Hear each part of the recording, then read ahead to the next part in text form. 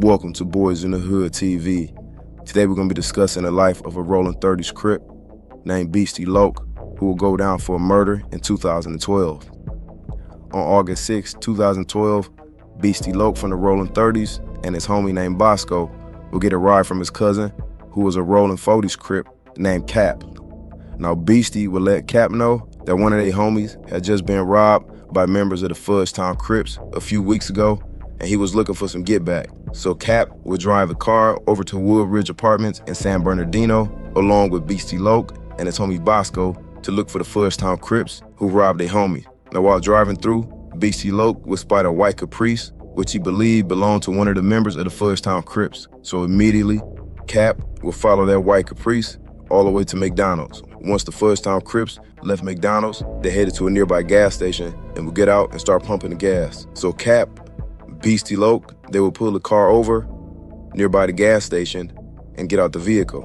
Once the Fudgetown Crips finished pumping the gas and got back in the car, they would then start driving out of the gas station. And that's when Beasty Loc and Bosco would hop out and start blasting.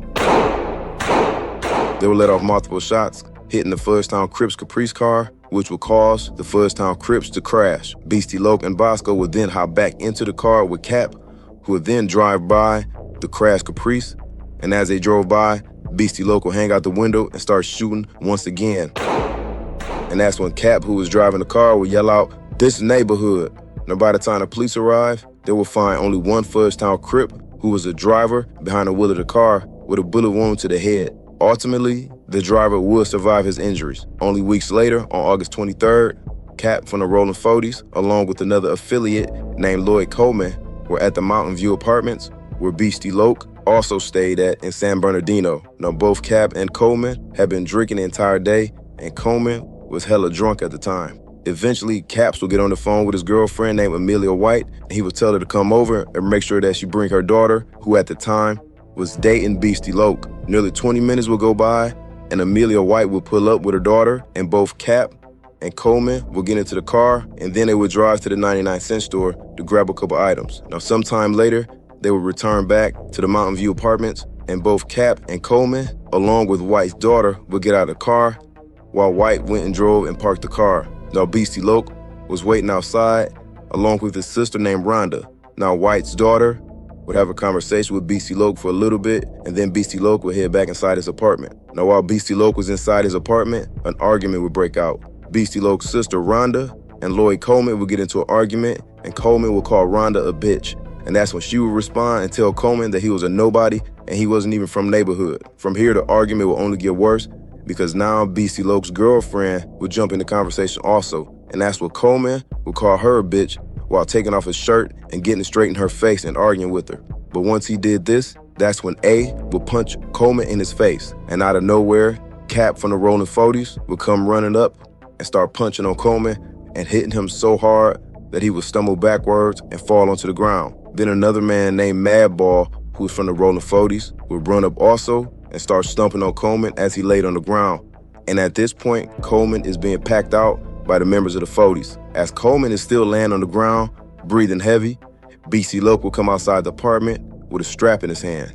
And he would walk straight up to Coleman and place the gun to his neck and open fire. The bullet would go through Coleman's neck and exit out through his back. And immediately, everybody would break out and start running.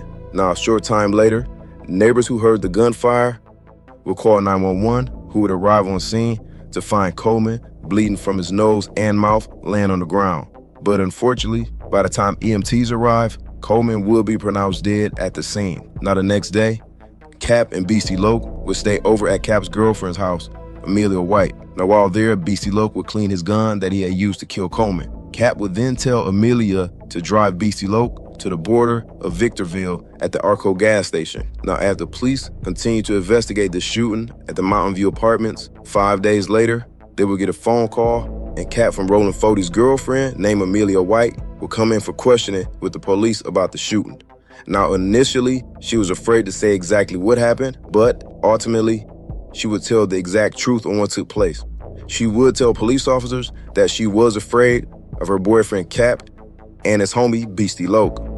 She would tell detectives that Cap was a shot caller at the Mountain View Apartments, where the shooting took place at. Now, after this conversation, only less than a week later, police will have a warrant out for the arrest of Beasty Loc. Once they arrived, they would surround the apartment complex and command that Beasty Loc come outside. Now, once he was placed in handcuffs, the police would begin to search his apartment, and they would recover a Glock 17, which was the murder weapon used to kill Lloyd Coleman. Now, during questioning, Beasty Loc would deny knowing anything about the shooting. He would state that he had no idea that Coleman was dead and that he thought Coleman was only in the hospital at the time. Now, when the police asked him where he was at the night of the shooting, he would claim that he was with his girlfriend, Starnisha, the entire day. Now, as time went on, while Beasty Loc was still awaiting for trial, he would make a phone call to the woman he claimed to be his girlfriend, named Starnisha, who he would try to convince to be his alibi. He would tell her over the phone that she needed to say that he was with her the entire day, but she would tell him no. But in February 2014, Beasty Loc would try once again, but this time he would use a kite to send to another inmate named Claudie Jones. Now, Beasty Loc would tell Jones in the note he basically wanted Jones to insert himself at the scene of the shooting and make sure the police knew that Beasty Loc was nowhere near the scene. Now, on December 13, 2014, at his preliminary hearing, his cousin Cat from Rollin would be overheard saying, "I did it." Now, Beasty Loc's defense attorney would try to use this statement as an admission of guilt by Cat from the Rollin, and they wanted to use it as evidence in Beasty Loc's trial.